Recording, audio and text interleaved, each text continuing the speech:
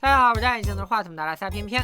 前几天650块生活费的热搜，把50公里桃花坞卷上了风口浪尖。根据百度百科的介绍，这是一档体验群居生活的社会实验。当时我就很纳闷，大家都拼命想买套自己的房子，好搬出宿舍和城市合租房的时候，为什么要宣扬群居？难道窝在专属于自己的沙发床上看明白的视频，顺便点个1键3连，它不香吗？再仔细一看，哦，原来人家是在教你社交啊！行吧，自从工作以后，和小伙伴面基的机会确实变少了，没准能学点社交小技巧呢。在看了2集之后，什么玩意儿？按照节目制定的规则，一共15个嘉宾，要在京郊50公里一个叫桃花坞的地方，只用短短的21天完成1次级社交、协作、投资、农家乐建设多为一体的社会实验活动。那让我们看看他们都做了些什么吧。提前声明一句，咱们只针对真人秀里这些真人扮演的角色，绝对没有上升到演员本身的意思，望大家周知。第一个社交故事，宋丹丹和郭麒麟，一个长辈和晚辈之间的交际场景。作为行业老前辈的宋丹丹，见到郭麒麟之后，可谓开口跪：“有女朋友了吗？”是不是有拜年见亲戚那味儿了？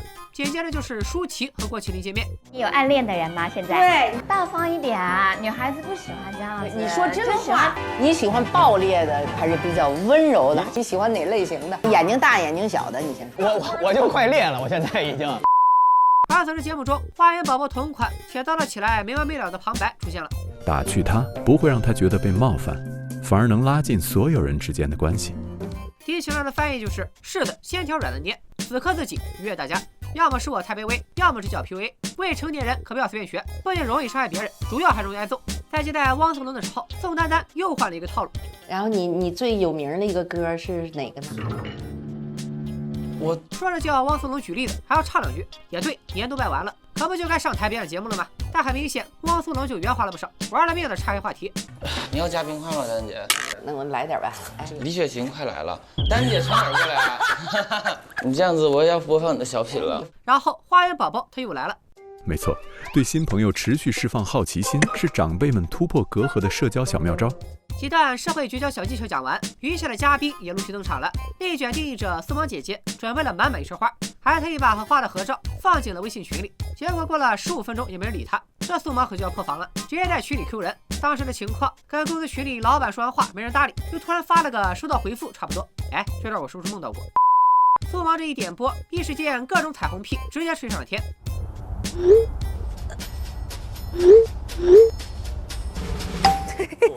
太好了！等苏芒出现的时候，舒淇直接惊喜的尖叫起来。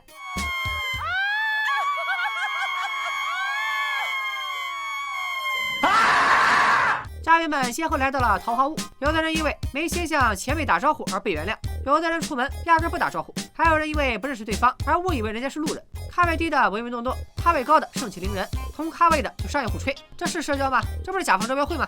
一干人等到齐，他们是怎么搞社交的呢？先选村长啊，不对，应该是务长。有过团队活动组织经验的人都知道，当头大概率是出力不讨好。不管是年龄最大特别能来事的宋丹丹，还是当了好多年老板更能来事的苏芒，都是严词拒绝。毕竟大家都拿一样的钱，我比别人多干活，那肯定不行。最后你推我让，选举也不行，轮流也不行，还是咖位最小的陈晨自告奋勇才把这事揽下来。我们来看看陈晨的心路历程。如果我不是务长的话，我很有可能就是隐形的，然后可以邀请大家一起做一些行为艺术作品吧。本地情商翻译机又来了，如果我不做务长，那我就只是个凑数的。那假如我做了务长，没准就能蹭一波流量，说不定还能把以前的绯闻洗白了。你瞎说啥实话？看到有人主动承担，所有人都拍手称快，可算是把这火锅给送去了。那陈晨能不能做好这个领头羊呢？当然，更多人的疑问可能是陈晨是谁？其实这个问题根本不重要，谁还好奇了，大家可以自行百度。陈部长3分打的都是响，然而连获奖感言都没说完，村口大喇叭就打断了他的施法。紧接着一群人就被宋丹丹带着看房去了。看房之后再开第2个会，陈部长新官上任3把火，满心欢喜的建议大家来一次自我介绍，然后主场马上就被宋丹丹完全接管。自我介绍不仅要有名字，还得有代表作和成就。宋丹丹那个年代的人确实都是靠作品成名，他觉得能凑一桌的人都是行业翘楚，肯定有压箱底的绝活，一方面让大家互相了解，一方面也能给嘉宾做个宣传。可这话怎么听怎么像应聘的时候 HR 找你要项目 PPT 和10万加链接的感觉。而且哪怕是功成名就的老艺术家，也不可能在这种场合张口就来。老娘上过几回春晚，拿过几个影后吧。更何况桌上坐的并不都是老艺术家，还有很多刚出道没多久的新人。这种网红卖瓜式的自我介绍，很明显不是每个人都能接受的。比如自我介绍到张翰的时候，我是张翰，演员。然后呢，在座的所有的人我都做过功课，然后我也都认识。宋丹丹不依不饶，非要打破砂锅问到底，哪怕汪苏泷为了解围，不小心说出了当下娱乐圈的某些实话。丹姐，我们就是纯帅的，我们在座各位其实很多都是靠脸进来的，丹姐。面对穷追不舍的问话，张翰也硬气了一回。我只是一个演员，就这样了。对。看到这里的时候，很多人都在说他是不是在刻自己的霸总人设？我觉得也不一定，毕竟他也确实没啥可说的，总不能说自己承包过鱼塘，跟某经销单位处过对象，大学的时候还上过法制新闻吧。接下来就要进重头戏了，交钱。你没听错，别的综艺是挣钱的，这个综艺得先交钱。常部长干脆利落的给出了4个议题，结果第一个还没开聊，马上就被书记打断。他问用水怎么解决，陈晨晨停下议题，开始商量怎么解决吃喝拉撒。又是话还没说完，马上被第2次打断。这次是张翰问大家来的目的，常部长刚要开聊，又被苏芒第3次打断，然后就吵起来了。有想度假游玩的，有想投资理财的，一群人除了陈晨晨，开始各抒己见，仿佛屋里坐着14个村长和1个村民。虽然我知道这是剧本，也知道是想营造一种冲突碰撞的感觉，但除了没礼貌之外，我确实没什么其他的看法。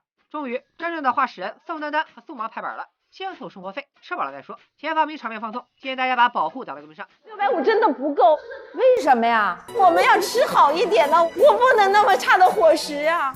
偏偏大学的时候，1个月的生活费才300块钱，这650一天到底是怎么个花法？莫非真相正如苏芒后来解释的，是1个人21天花650，都是剪辑的锅吗？反正这个会可算是开完了。村长一提一个意见，我们一直在反对。如果说第1集我感觉到了里面的尴尬，那后上线的第2集，我看完真的是感觉整个人都不好了。首当其冲一定是彭楚月崩溃那一段。本来是陈晨晨收集建设桃花坞的意见，彭楚月提议要做一间烘焙房，结果说着说着，小彭就动情了。你先给他2分钟，让他静一静啊！先给他2分钟，让他静一静。我们姑且认为彭楚月的崩溃不是剧本，就是情到深处想到了一些不好的事，进而演变成了情绪失控。我也能理解成年人会在某一个点瞬间情绪崩溃，在这群体社交活动中做好自己的情绪管理，本身也是对他人的尊重。稍微换位思考一下，假如大家正在开会或者聊天，其中一个人突然在众人面前崩溃哭了起来，你的第一反应或许是这个人并不可靠，他的情绪可能会成为团队的不可控因素。当然了，彭楚月也有自己的解释，孤独是可以自理的，但是他需要碰撞，因为每一个人都挺难的。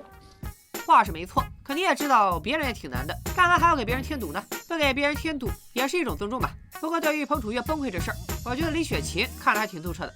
如果孤独能够被人群缓解，那它就不叫孤独。发生了这个小插曲之后，团队成员都开始自发的帮助彭楚月。部长陈晨晨的规划又一次被打断，然后这人就淡出主线了，让我们心疼小陈1秒。然而当舒淇和周也自告奋勇帮彭楚月改造烘焙房，小彭同学好像并不领情，因为烘焙火候很重要。是啊，所以你就要试嘛。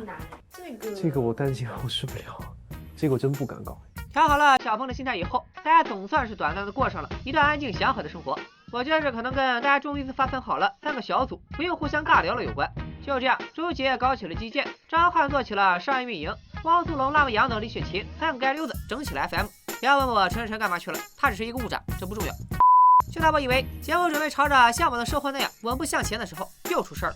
分完组之后，各房各屋都开始自己解决晚饭问题。最和谐的肯定是苏芒、宋丹丹他们，毕竟强势归强势，真到了饭桌上，人家确实有经验。但张翰、孟子义4人小组这边就比较拉胯了。到做饭的时候，可能张总是打算放下身段，跟后辈孟子义拉近一下感情，于是点名要孟子义做饭。孟子义问张翰会不会焖米饭，张翰说自己不做米饭，只是面包和面。嗨，你直接说你不会不就完了？于是孟子义又把饭给焖了。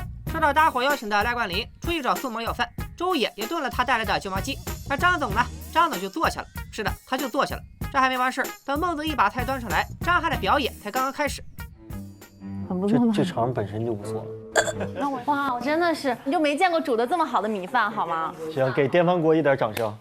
或许张翰觉得自己是在开玩笑，但孟子义脸都拉长了。别说是对刚认识的朋友，只要对自己的老婆说这种话，我未来1个礼拜就只能是画面了。周也过来打了个圆场，夸了几句，孟子义愉快的答应明天再做个早饭。但张翰一听来精神了。我们早上5点起来化妆，化到7点，然后做早饭。自来熟有个底线，有分寸，你知道吗？场面一度非常尴尬。正在我偷着小本本打算听一听花园宝宝怎么解释的时候，他就这么跳过去了。吃完饭当然是日常开会的环节。陈晨定下了2个新案子：行为艺术和联欢会。行为艺术暂且按下不表，先看看他们的联欢会。在彭楚月的带领下，宋丹丹、舒淇他们决定整个舞蹈，这把小鹏高兴的。因为信任我，让我觉得特别的温暖。我也希望他们能够安心。能不能让人安心我不知道，但大半夜在院子里跳舞这事儿，肯定是让宋丹丹不能安眠了。花开两朵，各表一枝。孟子义他们又在干嘛呢？前方高能，建议提前把音量调小。马路再宽再远，只要你牵就很安全。哎，你们学校生态型表不错呀。太狠了，来自中戏的嘲笑。孟子义和周易都是伪电的，张翰是中戏的，看来除了清华北大，伪电中戏也是一对欢喜冤家。最后我们再来看看陈晨晨用来破冰的行为艺术。这个行为艺术的名字叫15个人盘成一个圈，在院子里睡午觉。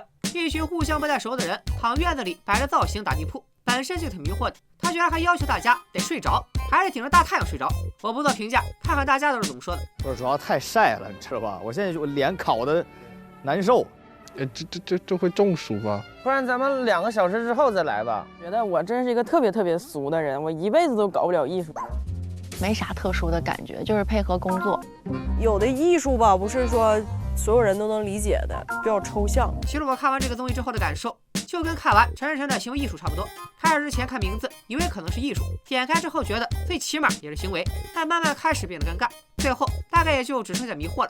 这档节目本身的定位就不够清晰，你说它是生活类吧，他们还分组开启了各种店、图书馆、烘焙坊、电影院啥的；你说它是竞争类吧，这又开始唱歌跳舞，还搞起了行为艺术；你说它是养成类吧，镜头聚焦的依然是宋丹丹、舒淇、苏萌这些前辈，年轻且咖位小的嘉宾并没有太多表现的空间。